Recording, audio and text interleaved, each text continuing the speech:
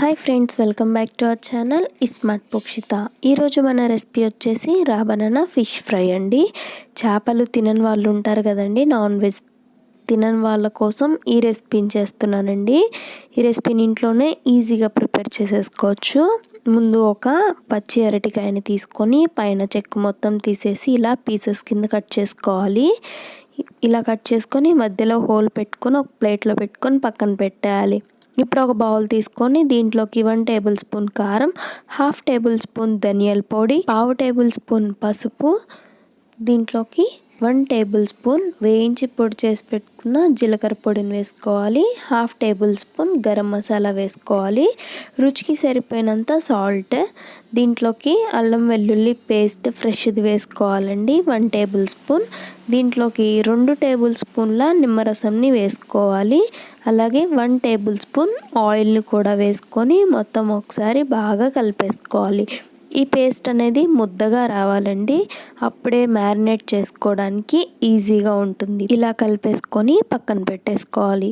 ఇప్పుడు 1 కప్పు బొంబాయి రవ్వను తీసుకొని దీన్ని మిక్సీ వేసుకోవాలండి. లైట్గా కోర్స్లా చేసుకోవాలి. ఇలా చేసుకున్న తర్వాత దీంట్లోకి 2 టేబుల్ స్పూన్స్ కార్న్ఫ్లోర్ని వేసుకోవాలి. కొంచెం సాల్ట్ రుచికి సరిపడినంత, 1 టేబుల్ స్పూన్ కారంని కూడా వేసుకొని మొత్తం ఒకసారి కలిపేసుకొని ఒక పక్కన పెట్టేసుకోవాలి. ఇందాక మనం పీసెస్లా కట్ చేసుకున్నాం కదండి రా బనానాని, దానికి మసాలా పేస్టుతో నలుగు పెట్టేసుకోవాలి. ఇలా పెట్టేసి ఒక 1/2 అవర్ వరకు అలాగే వదిలేయాలండి. ఇలా అన్నిటికీ మొత్తం కలిసేలాగా ఫ్రంట్ బ్యాక్ మొత్తం పెట్టేసుకోవాలండి.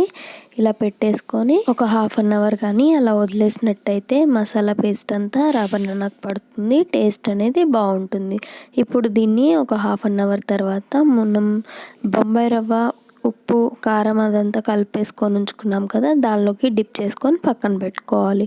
ఇప్పుడు డీప్ ఫ్రై కోసం ఆయిల్ పెట్టి ఆయిల్ బాగా హీట్ అయిన తర్వాత ఈ బనానాని ఆయిల్లో వేసి స్నానం చేయించాలి. ఇలాగా గోల్డెన్ బ్రౌన్ కలర్ వచ్చే వరకు స్నానం చేయించేసి సర్వింగ్ ప్లేట్లోకి తీసేసుకోవడమే అండి. ఈ బనానా వేసిన తర్వాత ఒక 1 మినిట్ వరకు గరిటెతోటి కలపకుండా ఉండాలి. ఒక 1 మినిట్ తర్వాత కలిపేసుకోవాలండి. ఒక 1 మినిట్ వరకు కలపకుండా ఉంటే ఆ పేస్ట్ అదంతా దానికే ఉంటుంది విడిపోకుండా. అలా కాకుండా మీరు వెంటనే కానీ కదిపితే అవి మొత్తం పైన బొంబాయి రవ్వ మొత్తం విడిపోతుంది, దానికి అస్సలు ఉండదు. మొత్తం తీసుకొని సర్వింగ్ ప్లేట్లోకి సర్వ్ చేసేసుకోవడమే. మీ ఇంటికి ఎవరైనా రిలేటివ్స్ వస్తున్నప్పుడు లేదా నాన్ వెజ్ తినేవాళ్ళు మీ ఫ్రెండ్స్ కానీ ఎవరైనా వస్తున్నప్పుడు ఈ రెసిపీని చేసి పెట్టండి. వాళ్ళకి నాన్ వెజ్ తిన్న ఫీలింగ్ అయితే ఖచ్చితంగా ఉంటుంది. కానీ మనం వెజ్లోనే ప్రిపేర్ చేసుకున్నాం కదా. ఇలాంటి రెసిపీస్ మీకు కావాలంటే మన ఛానల్ని సబ్స్క్రైబ్ చేసుకొని పక్కనే ఉన్న బెల్ ఐకాన్ని క్లిక్ చేయండి.